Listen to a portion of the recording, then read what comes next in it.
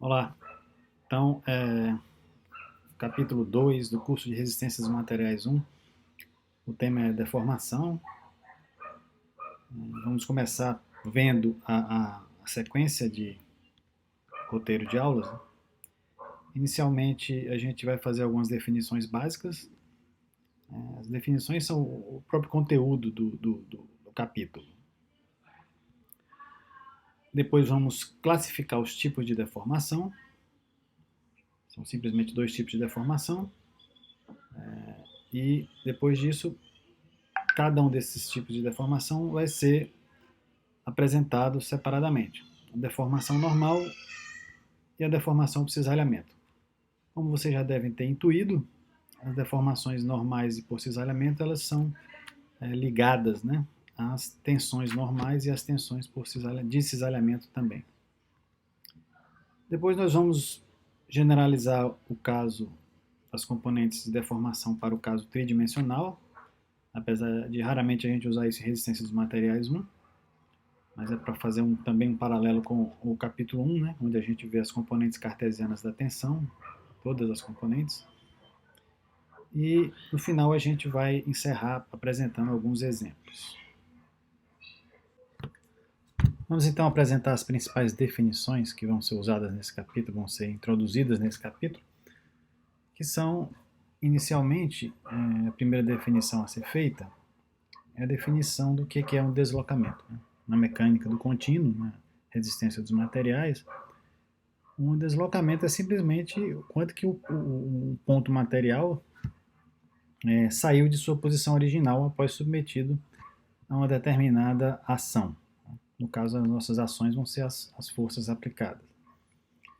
A gente pode especificar que é uma quantidade vetorial que mede o movimento de um ponto material que sai de uma posição inicial para uma posição final. Isso é bastante intuitivo, né? Fácil de a gente visualizar. Graficamente, a gente tem um vetor posição inicial e um vetor posição final, e o vetor deslocamento é a diferença entre esses dois vetores, posição final menos a posição inicial. A gente tem aí um exemplo no caso tridimensional, mas evidentemente que os deslocamentos, né, eles podem ser mais simples, podem ser simplesmente unidimensionais ou simplesmente bidimensionais. Em geral, aqui os nossos deslocamentos na resistência dos materiais, os deslocamentos dos pontos, eles são unidimensionais ou bidimensionais para os problemas que a gente trata.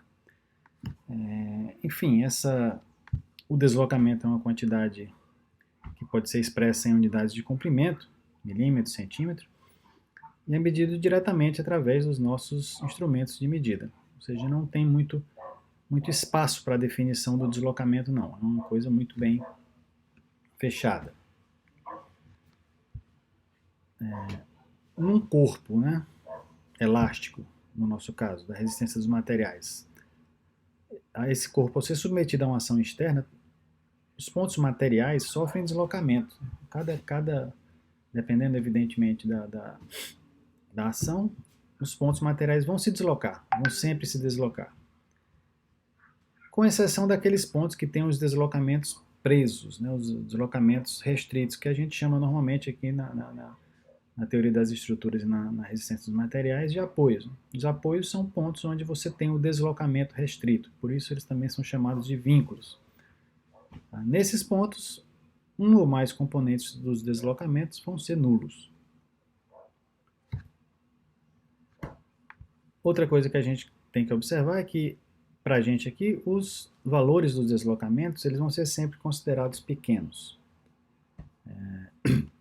A gente está então no regime de pequenos deslocamentos. Esses pequenos deslocamentos, em geral, querem dizer que a gente pode, né, quando faz uma análise, por exemplo, de equilíbrio, né, de um corpo, a gente pode desprezar o efeito deles na análise do problema. Então, quando você vai fazer uma análise de equilíbrio, achar reações de apoio, fazer um diagrama de momento fletor, em geral você não se preocupa com os deslocamentos, porque você admite que a configuração inicial, indeformada, é a sua base de trabalho. Né? Os deslocamentos não alteram significativamente essa configuração. Tá? Então essa é a definição da quantidade, né, vetorial deslocamento. A definição, que é a mais importante desse capítulo, é a definição de deformação. O que é a deformação? O que a gente define como deformação? Primeiramente, a gente deve dizer que é uma quantidade que depende dos deslocamentos do teu corpo. Mas ela é medida ponto a ponto e ela é medida de forma relativa. Não é uma quantia absoluta como os deslocamentos são. Segundo, ela pode não ser uniforme ao longo do volume do corpo e ir variando ponto a ponto.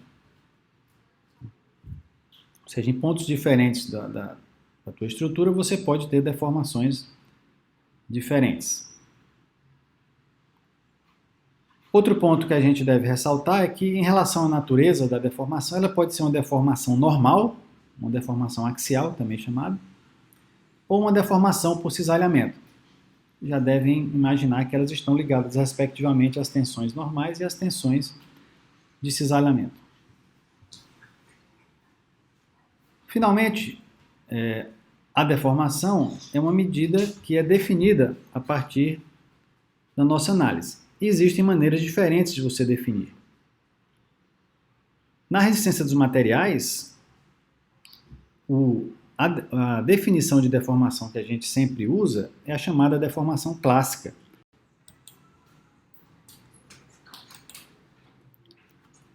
Primeiramente, a gente vai definir o que é a deformação normal. Como é que a gente caracteriza a deformação normal? Para isso, a gente vai dizer que a deformação normal representa um alongamento ou encurtamento relativos de um segmento de reta. Esse segmento de reta pode ser muito pequeno ou relativamente grande. A gente vai usar para mostrar aqui um segmento de reta relativamente grande, representando uma barra submetida ao esforço normal. Está em equilíbrio sobre duas forças N nas suas extremidades. Inicialmente ela tem um comprimento L0. Após ser submetida às duas forças, há deslocamentos das suas extremidades, né? O conceito de deslocamento aí tem que ser bem lembrado, né? E a partir desses deslocamentos, ela adota uma nova configuração com um comprimento total L. A deformação de engenharia é calculada a partir do acréscimo de comprimento dividido pelo comprimento inicial. Ou seja, você pega o valor L menos L0, que é o quanto que ela se alongou, e divide pelo comprimento inicial. Observe que isso aí é uma definição relativa, né? A gente divide pelo comprimento inicial e não seria a única maneira de você medir a deformação, mas é a maneira que a gente intitula de deformação de engenharia. No caso dessa barra sofrer tração, ela vai ser alongada, né? E você vai ter uma deformação positiva.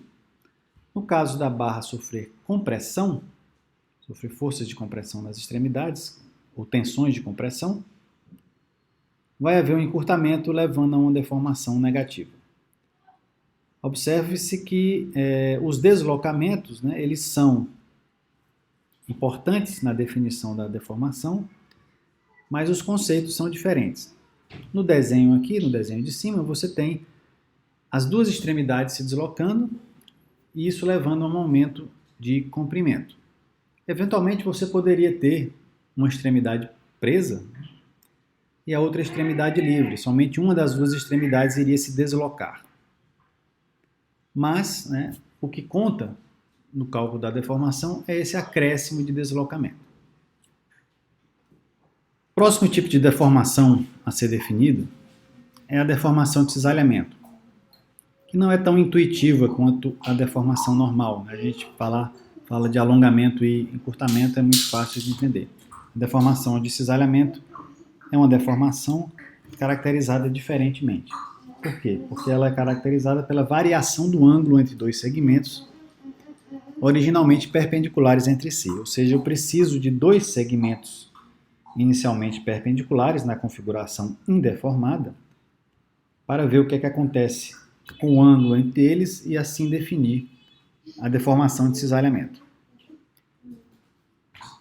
Esse tipo de deformação ele não provoca alongamento ou encurtamento, e sim uma distorção, né? Uma mudança angular, como a gente já tinha mencionado. Considerando um elemento desse tipo aí, um elemento prismático, né? Imaginando aí que a gente vai fazer uma força, né? Vai executar, vai deixar ele preso embaixo e fazer uma força horizontal na sua face superior, ou seja, a gente vai provocar um cisalhamento nesse sólido. A gente precisa observar o que acontece com os elementos que inicialmente estão em ângulo reto. Se você fizer essa experiência, né? Se você fizer uma espuma, né? Uma esponja aí, e submeter a esse tipo de deformação, você vai ver que os elementos que inicialmente eram retangulares, quadrados aí, na configuração indeformada, após a deformação, submetida a esse tipo de esforço, né? Submetida a esse tipo de esforço cisalhante, ele muda a sua geometria de forma aproximadamente a representar um paralelogramo aí, né? Semelhante a um losango.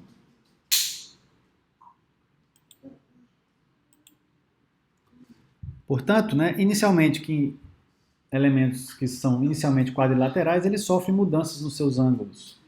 Isso é o que caracteriza a deformação de cisalhamento. Uma coisa que a gente pode adiantar é que a deformação de cisalhamento ela não causa variação de volume, né? Isso é fácil de demonstrar, mas é mais, no nosso nível aqui, mais uma curiosidade. Portanto, se a gente visualiza o elemento após a deformação, né, com essa deformação angular, nós podemos separar aqui o elemento antes e depois e percebemos que esse ângulo interno, né, ele diminui. Então, como é que a gente vai caracterizar a medida dessa deformação? É simples, né? Vai ser justamente a partir da variação desses ângulos. Portanto, se eu pegar o meu elemento indeformado, aqui nessa linha vertical, e ver qual é o ângulo formado por essa linha vertical original e a linha inclinada, esse pequeno ângulo, normalmente é pequeno, não está pequeno aqui no desenho, mas normalmente é pequeno, é isso que a gente chama de deformação de cisalhamento, usualmente chamada de gama, né? A nomenclatura usual é a letra grega gama. Essa deformação de cisalhamento, portanto, é simplesmente a medida de um ângulo, a medida desse ângulo aqui, formado entre esses dois lados.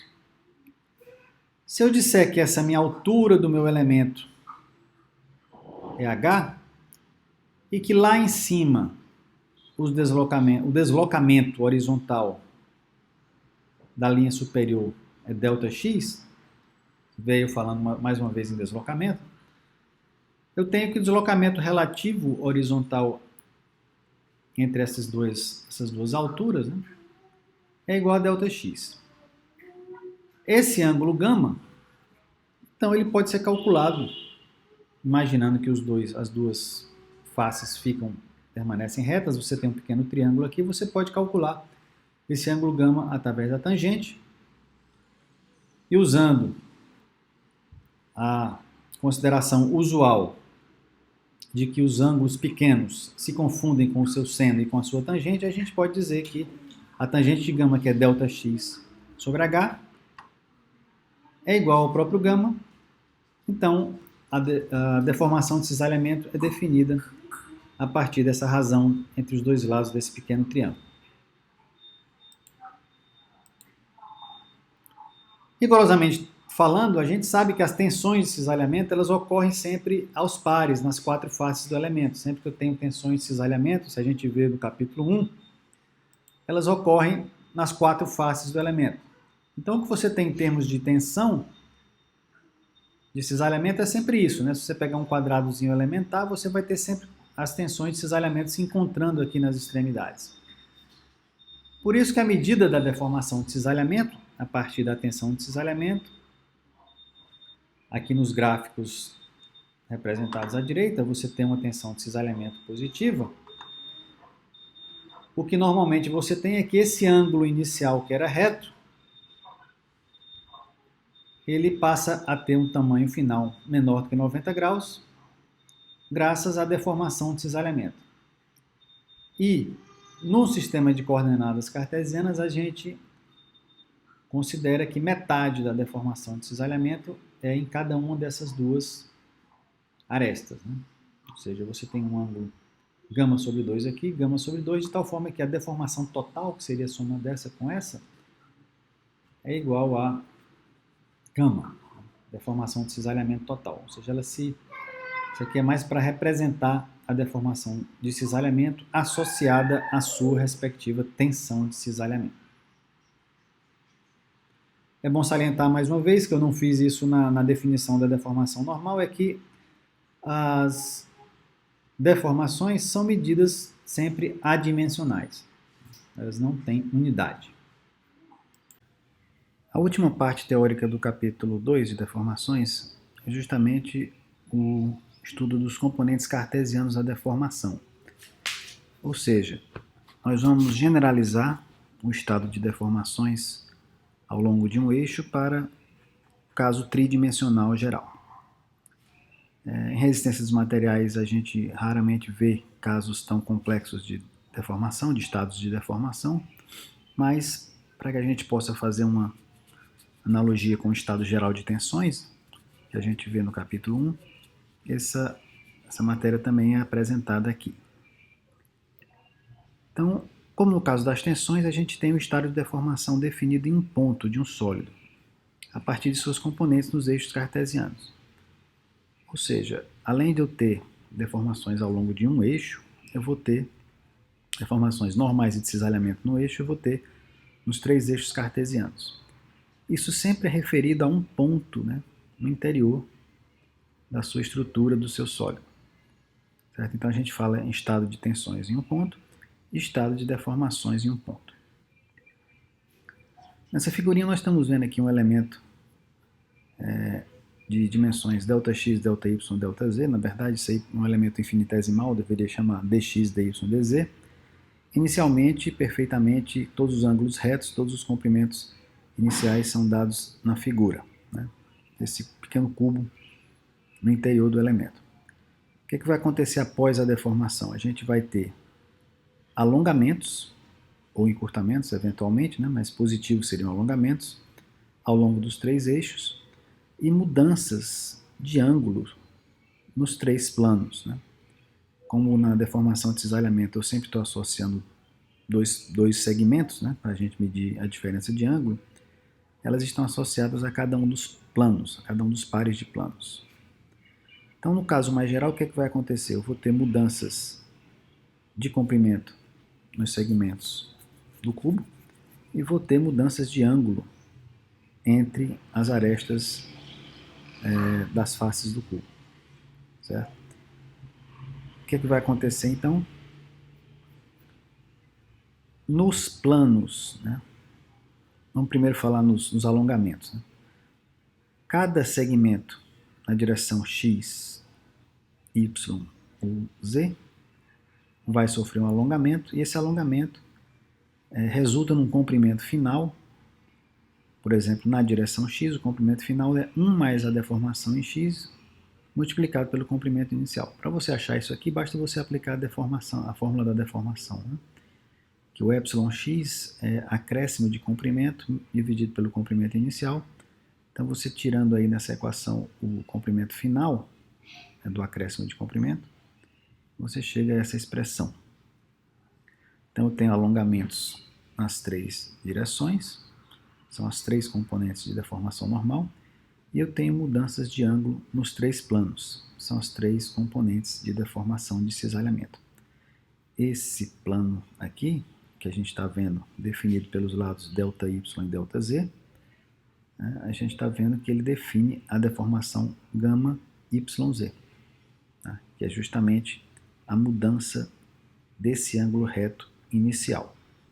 Portanto, visualizando na figura, a gente tem que esse ângulo final vai ser 90 graus menos o valor da deformação de cisalhamento nesse plano, e analogamente para os outros 2 planos, né, γ-xz e γ-xy.